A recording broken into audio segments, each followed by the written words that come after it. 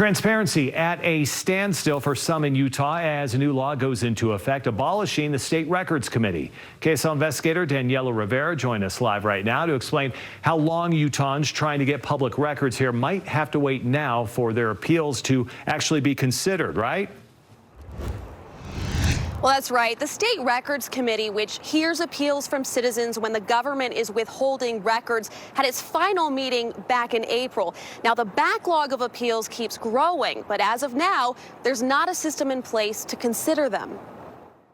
Despite public opposition, please vote against this. Utah lawmakers passed Senate Bill 277 this year, and Governor Spencer Cox signed it into law, abolishing the 7-member State Records Committee that heard appeals from citizens and journalists seeking records the government doesn't want to release. The measure giving that job to one judge appointed by the governor. Senator Mike McKell, who sponsored the bill, cited efficiency as a key reason for the change. The goal of this legislation is to make sure we have an ability to be efficient and responsive to these record requests. But as the law is set to go into effect, repealing the committee, there's no immediate replacement. The executive director of Utah's Department of Government Operations says the new records director job will be posted online by next week, and funding for the position doesn't start until July 1st, delaying the processing of public record appeals by at least 2 months, with a current backlog of more than 80 appeals and counting.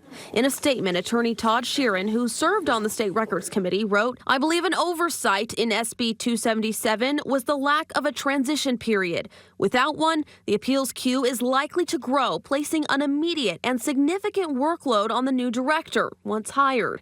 However, I am hopeful that having a full-time director dedicated to hearing appeals will ultimately reduce the time of an appeal sitting in the queue."